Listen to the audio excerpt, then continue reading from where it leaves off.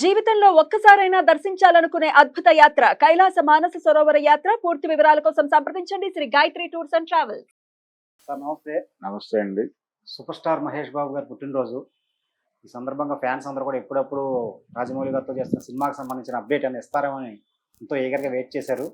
మొత్తానికైతే రాజమౌళి గారు ఒక అప్డేట్ అయితే ఇవ్వడం జరిగింది. నవంబర్లో ఈ సినిమాకి సంబంధించిన పూర్తి వివరాలు తెలియజేయబోతున్నట్టుగా అప్డేట్ ఇచ్చారు.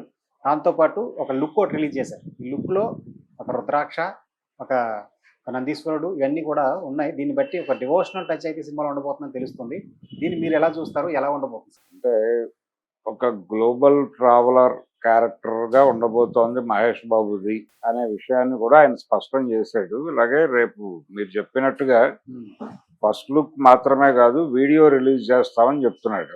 అలాగే ఈ సినిమాలో చాలా మంది ప్రముఖులు ఉన్నారు. ఇంతకుముందు రాజమౌళి సినిమాల్లో కనిపించని ముఖాలు చాలా కనిపించబోతున్నాయి. పృథ్వీరాజ్ సుకుమారన్ ఉన్నాడు దీనిలో. అలాగే మాధవన్ ఒక క్యారెక్టర్ లో కనిపించబోతున్నాడు. అలాగే ఇంకా అటు ఫీమేల్ లీడ్ కూడా గ్లోబల్ గుర్తింపు ఉన్నటువంటి తారనే తీసుకున్నారు. ఎవరు, ప్రియాంక చోప్రానా తీసుకున్నారు. ఇలా ఒక గ్లోబల్ టచ్ ఇస్తూ నడుస్తోంది సినిమాని. అంటే గ్లోబల్ ట్రావెలర్ అనేటువంటి కాన్సెప్ట్ లో పెడితే మనకి గతంలో ఆల్రెడీ ఈ సినిమాకి సంబంధించినటువంటి కథ ఒకటి కొంచెం రివీల్ చేశాడు ఆయన, విజేంద్ర ప్రసాద్. ఆయన ఏమంటాడంటే ఫారెస్ట్ బ్యాక్ డ్రాప్ లో జరిగేటువంటి ఒక అడ్వెంచరస్ థ్రిల్లర్ అన్నాడు. అంటే దాదాపుగా మోసగాళ్ళకు మోసగాడు సినిమా కూడా అలాంటి అడ్వెంచర్ సినిమానే. ఇందులో ఆ అడ్వెంచర్ టచ్ ఏదో ఉండబోతోంది. అది అటవీ నేపథ్యంలో అని చెప్తున్నాడు. అదేమో ఎడారి నేపథ్యంలో నడిచే కథ. రెండోది అది కౌబాయ్ స్టోరీ, ఆ గొడవ వేరు. దీనిలో ఆ హడావిడి ఉండకపోవచ్చు, కానీ ఇందులో కూడా ఆ తరహా ధోరణి ఏదో కనిపించేలాగా ఉంది. అంటే మనకి మధ్యలో ఒక వీడియో, లీక్ అయిన వీడియో ఒకటి చూసాం మనం. ఆ లీక్ అయిన వీడియోలో కూడా కొంత ఆ పోలికలు కనిపించినాయి. ఆ తరహా ధోరణి ఏదో ఉండబోతోంది ఈ సినిమాలో అని. కాబట్టి అది ఉంటుంది. అది కొనసాగుతూనే అనేక దేశాలు తిప్పుతారు ఈ సినిమాని. ఈ రోజు ఆయన చెప్పిన వివరాల ప్రకారం ఇది ఒక ప్రాంతానికి సంబంధించిన కథ కాదు, ఇది గ్లోబల్ స్టోరీగానే నడుస్తుంది. అలాగే దీని రిలీజ్ కూడా ప్రపంచ భాషల్లోకి వెళ్ళటం అనేది ఇంతవరకు జరగలేదు.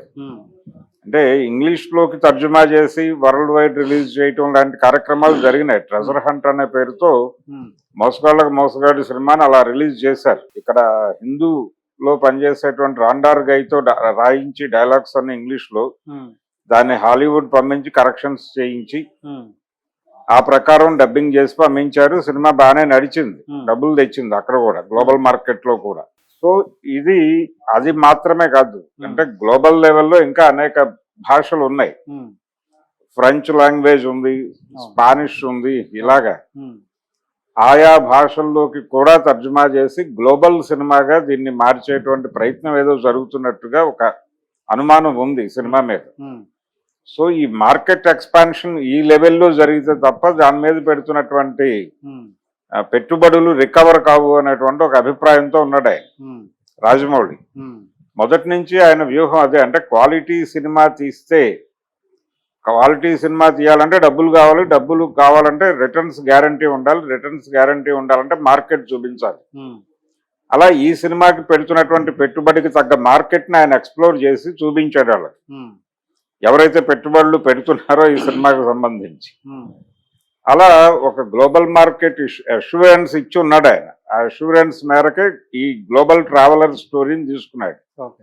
ఇది కేవలం తెలుగు ఆర్టిస్టులో లేకపోతే తమిళ ఆర్టిస్టులో, ఇండియన్ ఆర్టిస్టులో మాత్రమే కాదు, గ్లోబల్ ఆర్టిస్టులు కూడా కనిపించే ఛాన్సెస్ ఉన్నాయి దీనిలో. అలా ఒక బిగ్ స్కేల్ సినిమా చూడబోతున్నాం మనం ఇండియన్ స్క్రీన్ మీద.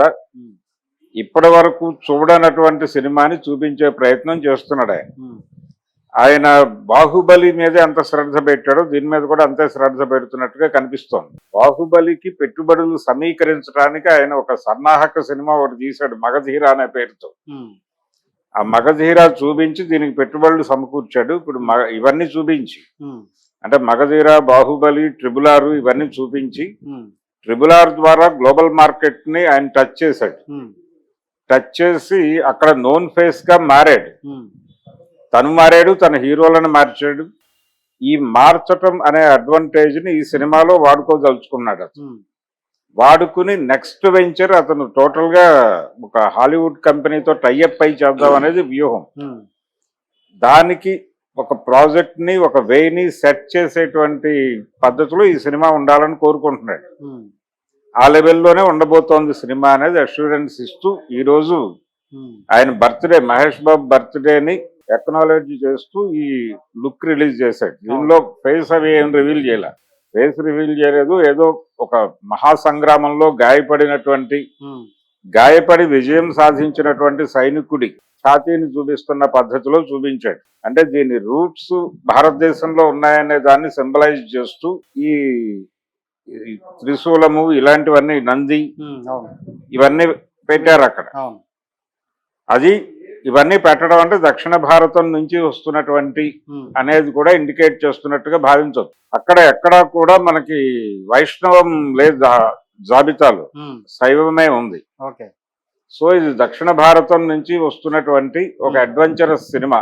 ఉమ్, దక్షిణ భారతం నుంచి బయలుదేరినటువంటి ఒక ప్రపంచ యాత్రికుడి కథ చెప్పబోతున్నాడు రాజమౌళి అని ఫిక్స్ అయ్యి ఉమ్, ఈ ప్రయాణంలో జరిగేటువంటి అనేక అడ్వెంచర్స్ ని మనం తెర మీద చూడబోతున్నాం. మనం అబ్బురపడే పద్ధతిలో, ఉమ్, అంటే మనం గతంలో మెకనాస్ గోల్డ్ ఇవన్నీ చూసాం. ఉమ్, ఈ అలాగే అనేక సినిమాలు, ఇప్పుడు జేమ్స్ బాండ్ సినిమాల్లో కూడా బోల్డ్ ట్రావెల్ ఉంటుంది, ఉమ్, బోల్డ్ అడ్వెంచరస్ ట్రావెల్ ఉంటుంది. ఉమ్, ఇలాంటి ఒక అడ్వెంచరల్ ట్రావెల్, అంటే ఒక అడ్వెంచరల్ ట్రావెల్ స్టోరీ ఉమ్, విత్, అంటే వాళ్ళ ఉద్దేశం ఏంటి, original idea forest back drop లో జరిగే ఒక యాక్షన్ థ్రిల్లర్ అని చెప్పాడు ఆయన. అది మాత్రమే కాదు, ఉమ్, అది ఒక ఒక ఇది మాత్రమే, ఒక సెగ్మెంట్ మాత్రమే. ఉమ్, ఈ సెగ్మెంట్ కొద్ది మేరకే ఉంటుంది. ఉమ్, అంటే ఈ సినిమాలో అనేక ఎలిమెంట్స్ ని లాక్కొచ్చి లింక్ చేస్తూ కథను నడిపిస్తాడు రాజమౌళి. ఉమ్, అందుకని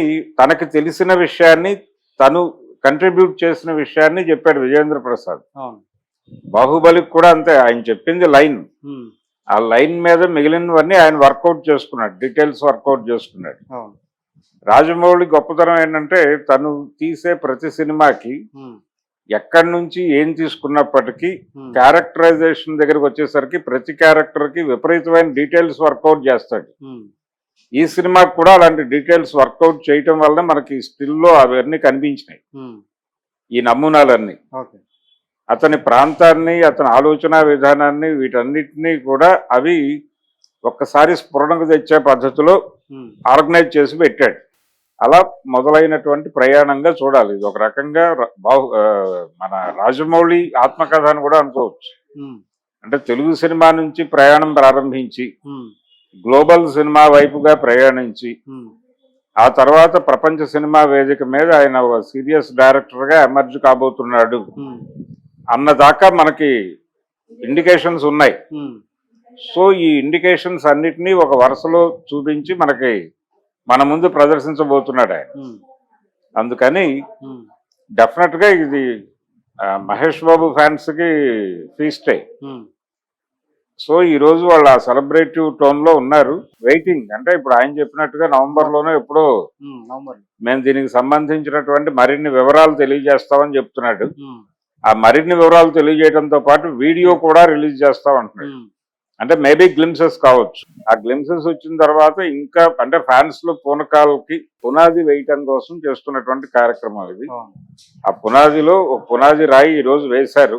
ఈ రోజు వేసింది కేవలం ఒక శంకుస్థాపన రాయి అనుకుంటే ఉమ్, నెక్స్ట్ రాబోయేది ఒక పునాది సెట్ చేసే ప్రయత్నం జరుగుతుంది. అవును, అక్కడి నుంచి సినిమా రిలీజ్ అయ్యే వరకు అప్డేట్స్ మీద అప్డేట్స్ నడుపుతూ ఉమ్, జనాలందరినీ అసెంబుల్ చేసి ఆ సినిమాకి పూల్ చేయించడం ఆయన కార్యక్రమం.